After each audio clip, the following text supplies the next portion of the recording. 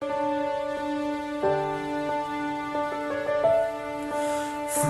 calling, chains are falling, hope is dawning, bright and true. Day is breaking, night is quaking, God is making all things new. Jesus saves.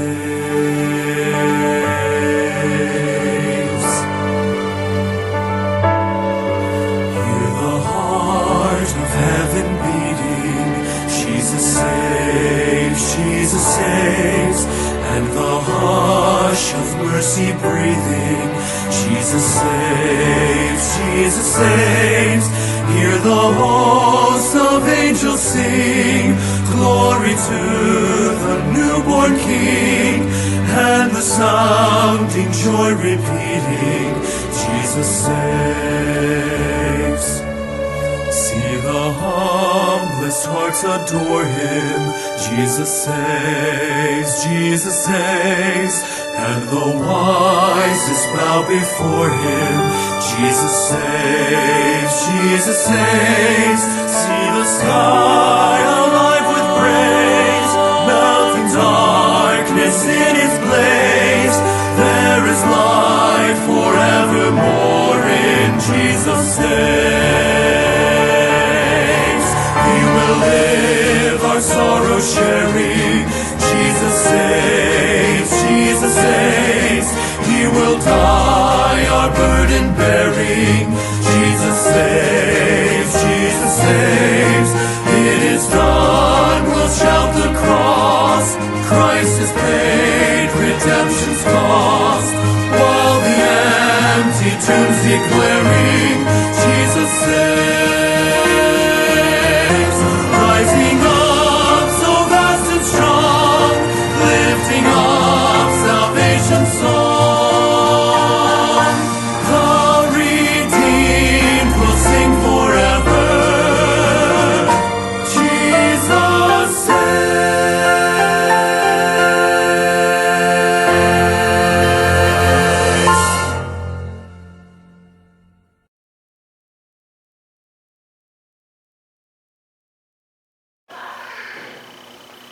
Maayong adlaw sa magkausagi nila usab si June Harata sa Emmanuel Bible Baptist Church, Mactan Sibris.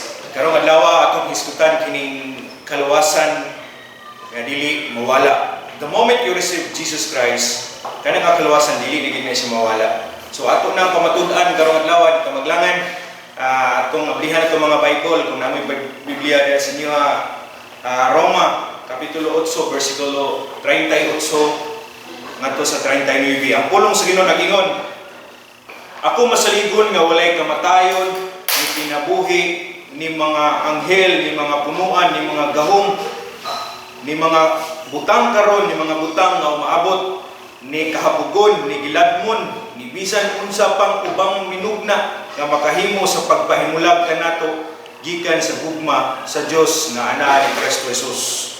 So inana kadako nga gahom nga nagkupot sa kaluwasan nganong kining salvation kining salvation nga dili mo gini siya mawala. So ako na siyang pamatud-an sumala sa iyang pulong. Number 1, salvation cannot be lost because it is the work of Jesus Christ that involves in it. So atong ablihan ang atong pulong ang Biblia sa unang Pedro kapitulo 18 ngadto sa 20.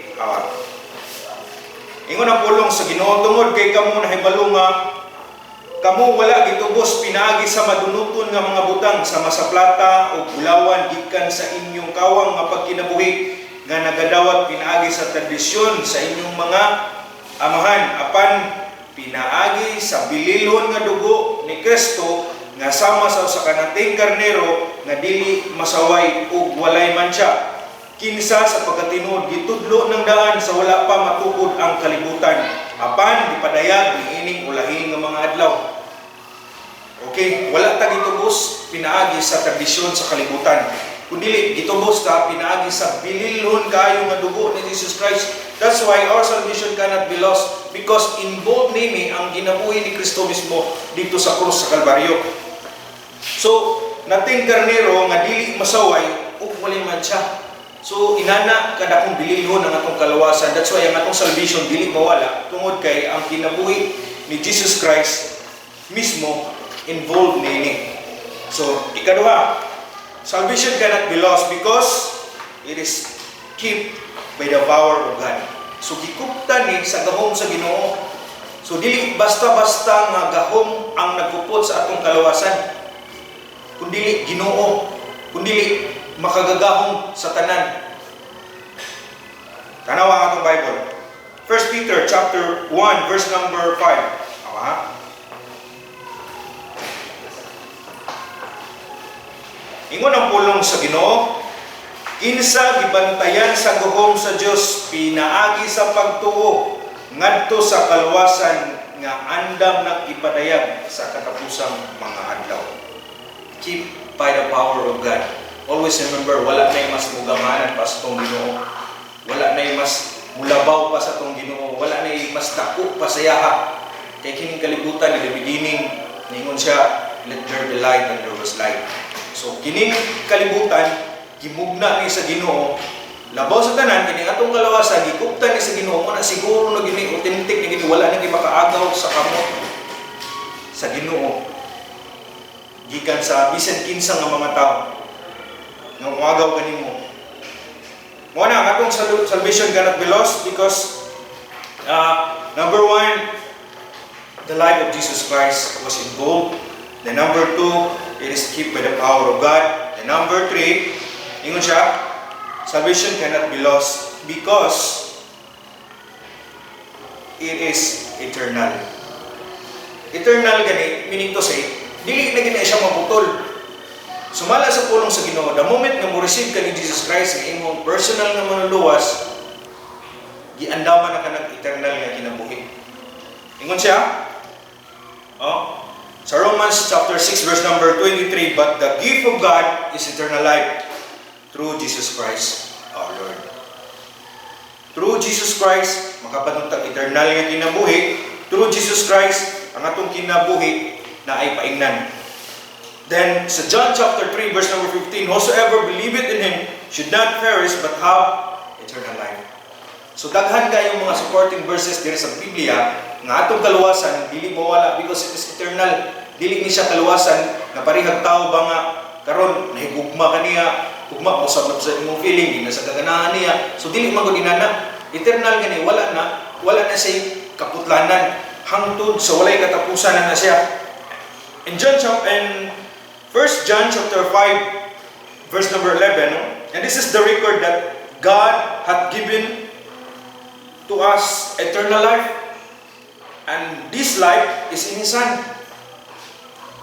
Kini nga kinabuhi na alamang ni makaplagan diha ni Jesus Christ the moment you receive and God will give you eternal life. Ato ilang ibutang sa tong kasing-kasing ug gunahon nga kining kalawasan sa imong dawaton si Jesus Christ mga igala, dili na gini siya maputol. Ano man? Again, ang kinabuhi ni Jesus Christ involved. Number 2, gikuptan ni sa gahom sa Ginoo. Number 3, kining kaluwasan is eternal. If salvation can be lost, then it is not eternal. Eternal gani hangtod sa walay kahangturan nga kinabuhi. Kuyog nimo ang Ginoo. Okay, number 4 and the last. Salvation cannot be lost because of teaching of election. So gitudlo ni para nato. Look at your Bible. In John chapter 15, verse number 16. Hawan yung mga Biblia diya. John 15, verse number 16. 15, verse number 16. Hawa. Kamong wala mipili kanako, apan ako mipili kaninyo, og nagtudlo kaninyo aron kamo mangadto og mamunga og ang inyong mga bunga magpabilin, aron si bisan unsa nga pangayoon sa amahan diha kaninyo sa akong ngalan siya muhatag niini kaninyo. So kining kalawasan mga is it is teaching of election. So kita wala man gud ang tao di mo kini siya mapili o Ginoo. labi na gid nga naa siya sa kaabonda no sa iyang kinabuhi ang Ginoo para niya kining iyang kwarta. Musampit lang siguro na siya Ginoo panahon sa iyang problema. Mao kining salvation itudlo ni sa mga tao nga tudihan ni Jesus Christ. Kay ang tao dili man gid na siya mangita og Ginoo unless again may problema mabot sa iyang kinabuhi. In other words, kinalasan ang Ginoo sa iya. So kining salvation dili kini siya mawala tungod kay gipili na sa Ginoo ang para iyaha. So siya mismo nipili nga kanatuhan na maluwas kina makadungog gid sa mensahe modawat gid sa kaluwasan. So kitang tanan angayan tanana tungod kay ang katong gibuhat sa Cruz Calvario alang to sa mga dili matarong na tao. So kitang tanan qualified ana. Pero usa lang gid kabutang nga mohimong qualified nimo ang imong pagtuo. Mao gyud na wa sa kay buhaton sumala sa pulong sa Ginoo nga maluwas ka ang imong kalag madto ginharian sa Dios tagaan kag mansyon in my father's house and many mansion unya imong kaluwasan di siya mawala hangtod sa walay katapusan usa ra gid ang requirement ang pagtuo ra gid nimo ni Jesus Christ ang pagdawat ra gid nimo ni Jesus Christ ang pagsalig ra gid nimo sa iyang mga saad sumala sa iyang pulong mao ra gid ang pinaka-importante sa kinabuhi nimo. Nga the moment you receive Jesus Christ, kanang imong kaluwasan ingon ko ikaw dili na gid siya mawala ha. Kay kini kaluwasan dili ni siya maluwas ka karon kasakaw man dili na sa kaluwas. Dili man na eternal. Dili man na nga ingon nga kaluwasan nga mo ni yung laktod pag-istorya maway klarong kaluwasan ba. Kita rin decide sa tong kagalingon nga karon luwas ko man ko dili. Ang itudlo sa Biblia, external na ang kaluwasan hangtod sa walay katapusan na siya. Nga naman, because number one, ang kinabuhi mismo ni Jesus Christ involved sa itong kaluwasan. Then number two, ang atong kaluwasan, siya mismo nagpupot nini. Then number three, ang atong kaluwasan, dili na gid siya mawala because it is kept by the power of God. Then it is eternal. Then last, it is the teaching of election. So, the moment nga na kay Kristo sa imong kinabuhi, langit na ka.